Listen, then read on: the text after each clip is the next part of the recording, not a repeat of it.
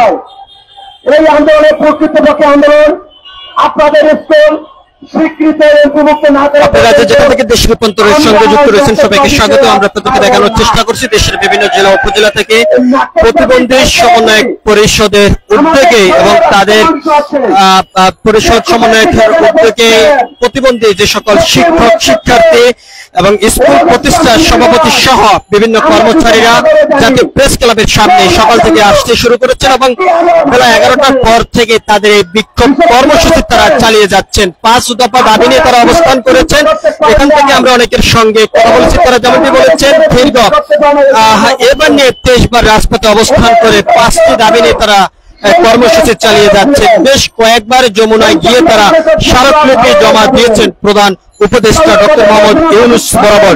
তবে সেখান থেকে এখনো পর্যন্ত কোনো ধরনের সিদ্ধান্ত না আসার কারণে সর্বশেষ আজকে তারা বড় একটি বিক্ষোভ কর্মসূচি ডাক দিয়েছেন। সারা দেশ থেকে বিক্ষোভ কর্মসূচির ডাকে সাড়া দিয়েছেন দেশের বিভিন্ন জেলা উপজেলা থেকে আগত প্রতিবন্ধী শিক্ষক শিক্ষিকা এবং বিভিন্ন সমর্থকরা। আমরা আপনাদেরকে দেখানোর চেষ্টা করছি সকাল থেকে এখানে অবস্থান করে বিক্ষোভ কর্মসূচি তারা চালিয়ে যাচ্ছেন এবং তার পাশাপাশি বিভিন্ন রাজনৈতিক অঙ্গ সংগঠনের সামাজিক সংগঠনের নেতৃবৃন্দ এসে প্রতিবন্ধী বিক্ষোভকারীদের দাবির সাথে সহমত পোষণ করে তারা এখানে অনেকে কথা বলেছেন, বক্তব্য দিয়েছেন। বর্তমান উপদেষ্টার কাছে তারা আহ্বান জানিয়েছেন এই প্রতিবন্ধী বিক্ষোভকারীদের দাবি দ্রুত সময়ের মধ্যে সরকার মেনে নেওয়ার জন্য।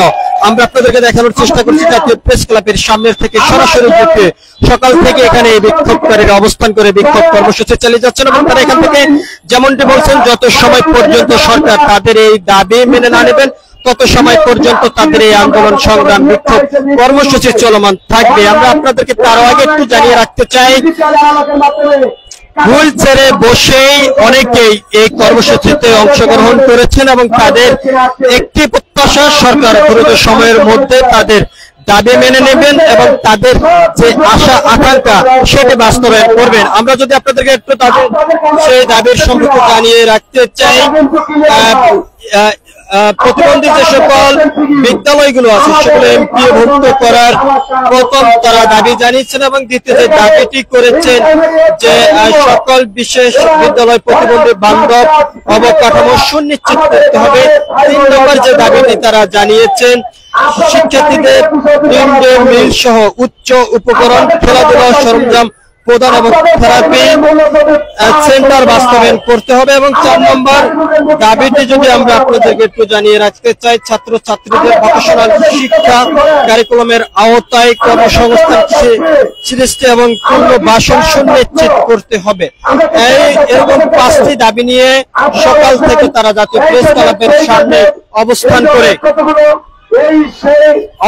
করে এই বিক্ষোভ কর্মসূচি তারা চালিয়ে যাচ্ছেন। এখান থেকে বিক্ষোভকারীরা যেমনটি বলছেন যত সময় পর্যন্ত সরকার তাদের এই দাবি মেনে না নেবেন তত সময় পর্যন্ত তাদের এই আন্দোলন সংগ্রাম বিক্ষোভ কর্মসূচি তারা চালিয়ে যাবেন। এবার নিয়ে 23 বার তারা রাজপথে অবস্থান করে এই আন্দোলন চালিয়ে যাচ্ছেন। সরকারের প্রতিনিধি বারবার তাদেরকে আশ্বস্ত করলো এখনো পর্যন্ত সেই আশার আলো তারা দেখেননি। বিভিন্ন রাজনৈতিক অঙ্গ সংগঠনের নেতাকর্মীরা এখানে এই প্রতিবন্ধীদের আন্দোলনের সঙ্গে সহমত পোষণ করে বর্তমান অন্তর্বর্তীকালীন সরকার এবং সমাজ মন্ত্রণালয়ের যে উপদেষ্টা রয়েছেন তার কাছেও আহ্বান করেছেন এই প্রতিবন্ধী শিক্ষক শিক্ষার্থীদের দাবি দ্রুত সময়ের মধ্যে সরকার বাস্তবায়ন করবে এমন প্রত্যাশা নিয়ে কিন্তু তারা এখানে সে বক্তব্য দিয়ে আহ্বান করেছেন বর্তমান অন্তর্বর্তীকালীন সরকারের কাছে। আমরা আপনাদেরকে সরাসরি দেখানোর চেষ্টা করছি জাতীয় প্রেস ক্লাবের সামনে সকাল থেকে দেশের বিভিন্ন জেলা উপজেলা থেকে এসে এই বিক্ষোভকারীরা অবস্থান করে 5টি দাবি নিয়ে তারা এই কর্মসূচি চালিয়ে যাচ্ছে। এখান থেকে তারা যেমনটি বলছেন যত সময় পর্যন্ত সরকার তাদের দাবি মেনে না নেবেন তত সময় পর্যন্ত জাতীয় প্রেস ক্লাবের সামনে অবস্থান করে তারা শান্তিপূর্ণভাবে এই বিক্ষোভ কর্মসূচি তারা চালিয়ে যাবেন।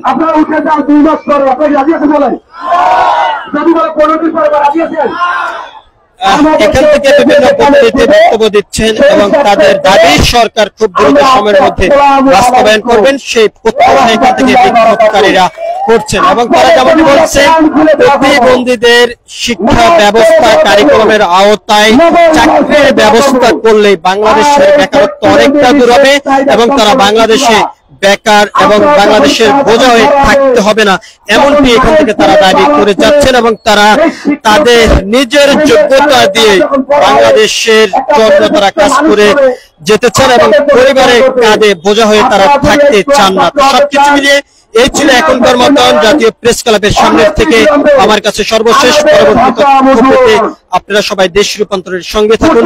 ধন্যবাদ সবাইকে। শিশুদের শিক্ষকদের কথা বুঝুন, আমাদের কেন্দ্রীয় কমিটির ভাষা বুঝুন।